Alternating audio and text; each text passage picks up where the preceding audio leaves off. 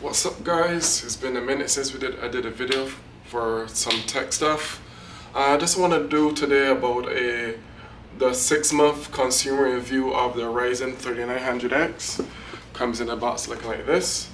Has a base of 3.8 and a boost of 4.6, and most of the time I get roughly my boost goes up to roughly 4.5, 4.6 a few times depending on the workload.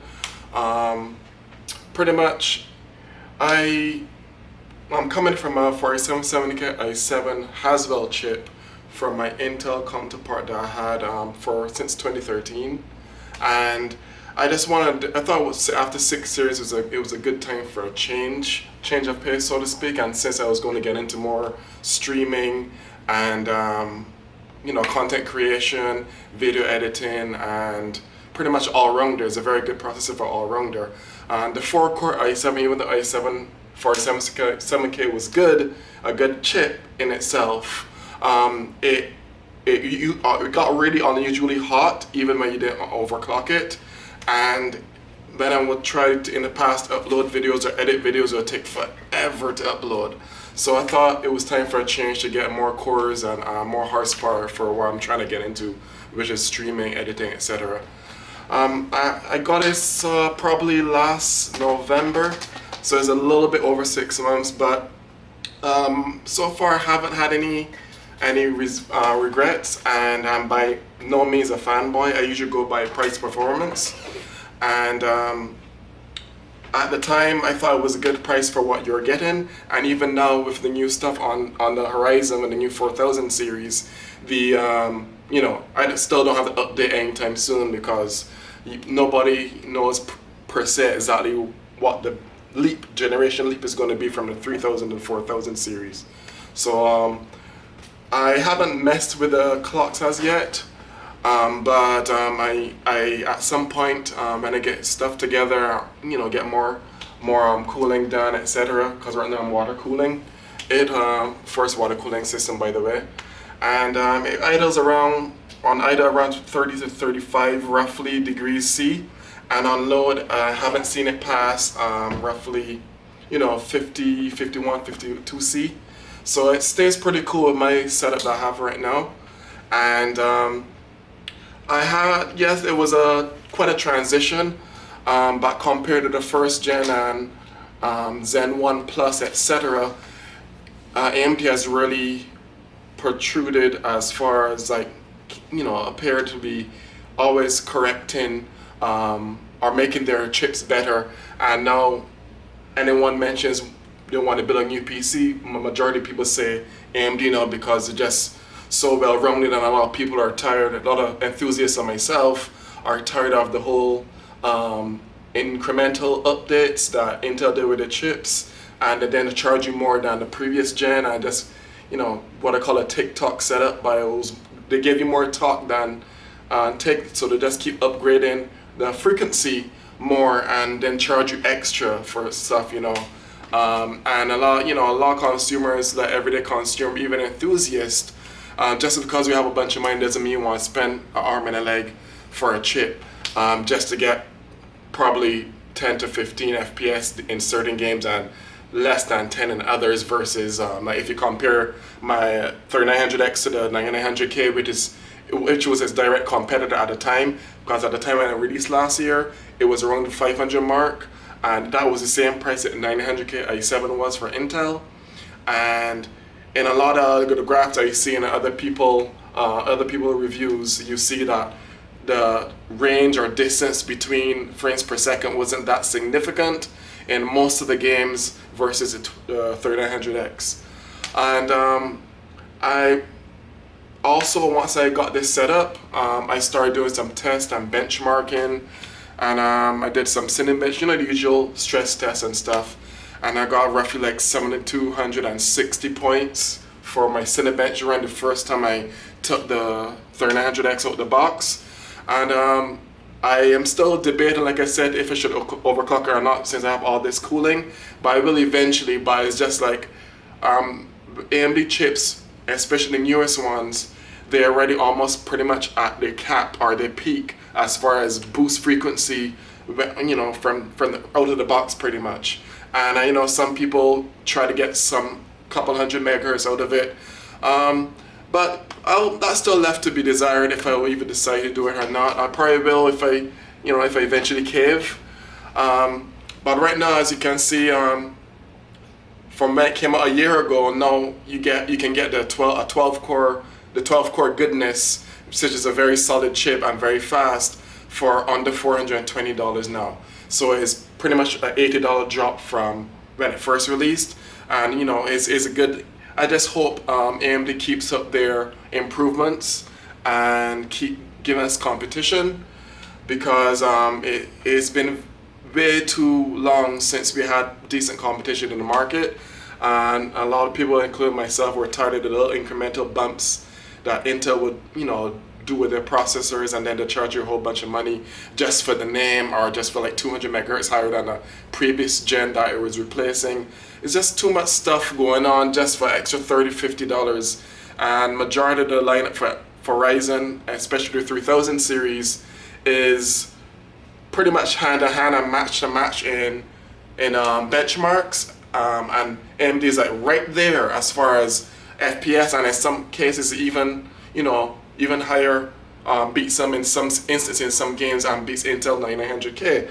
And in a lot of other cases it matches it. So why spend $500 for an 8 core just because it can boost a little bit higher, where you could get a very good all-rounder for less money, and more cores, you get 4 more cores for less money, and it completely destroys the immediate lineup of Intel to compete against as far as multi-threaded benchmarks, etc.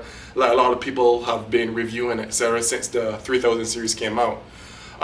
The 4000 series, I'm sure everyone is looking forward to when it comes out later this year, but I'm not really expecting anything like 20% plus bump over the 3000 series, because the 3000 series CPUs across the board are very well rounded for what they're aimed towards. And from content creators like myself that are into content creating and also do some gaming and trying to get to know virtual machine management and all the other stuff, and it really is like night and day when it compared to speeds and how long it takes to render stuff versus my old 4-core Haswell 4770K that I replaced it with. And I have to say I'm quite satisfied with the performance I got so far for the money I spent for it, and I don't think I'll have to upgrade anytime soon. But everyone's looking forward to see what the 4000 series will bring. I'm looking forward to see what they bring. But like I said, I don't expect it to be too much of a significant jump, so to speak. On another note, for the 3900X, in addition to it being a very good all-rounder for multitasking, streaming, editing, virtual machine, anything you could think of. Like right now I'm running the 3900X paired with my Azeroth XY7 Tai Chi, which has been a very good board for me so far, no issues. And I am running it alongside a 5700 XT Sapphire Nitro Plus, which is another well-rounded video card. So I'm pretty satisfied with my build and the performance for the first 6 months I've been using this processor, and I'm really looking forward to seeing AMD do more improvements and even become more competitive in the market. And like everyone else and every enthusiast, everyone's really hoping that they can apply the same care and love that they do for their CPU lineup, and give it the GPU lineup more, the Radeon groups, the Radeon section of the company more more love as well, the same love they give the 3000, so we can get equal performance that everyone can turn to, because NVIDIA is another, is like the video cards, the Intel of the video cards, so to speak. And they've been dominating the market for like a decade as well, right next to Intel with the incremental stuff. And have to say though, the 5700 XT Nitro Plus by Sapphire, it literally does really good. It really works well with my 3900X. It beats the 2070 regular, beats the 2060 and the 2060 Super, and in most cases either ties the 2070 Super or comes within 10 to 15 frames per second in gaming for the 2080 regular RTX by NVIDIA. But that's another thing to talk about for another day. Overall, I really would like to see this trend continue with the AMD going forward for the processors, and maybe they can do like pretty much do what Microsoft did with Windows 7, like, because Windows 7 was like a last of its kind. The 3000 series is really worth the money, every penny, every part in the lineup, and I really hope AMD continues doing their path, and you know, pretty much just keep doing what they're doing, that, you know, giving us competition. This CPU as well, fun fact which you all probably know already, the CPU also, just the 3700X, comes with a Ray Prism cooler, has like a RGB. Y'all probably seen a million times, but it's in here. Just a little thing I want to just throw in just to show. I haven't even used it because it was water cooling, so I didn't think it was a need to take it out. Give me a second here. So this is what the Ray Prism looks like. I haven't really took it out of the box, but this is the Ray Prism that the CPU comes with.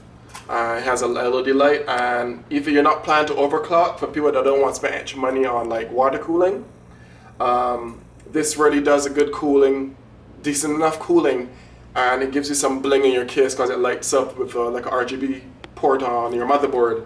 And if you don't feel like, if you would just want the AMD Turbo Boost to take over, and you don't feel like overclocking and water cooling, or buy an AIO, which is all-in-one liquid cooler, which costs money as well, this cools sufficient enough for someone that wants the same performance of the 3900X, but don't want to spend extra money on cooling. So it's a good inclusion that they do for this and the 3700X.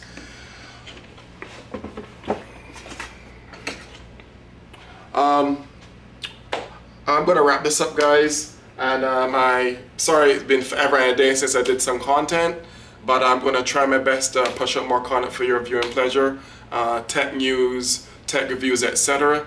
And I hope to see you in the next video. Take it easy. Peace.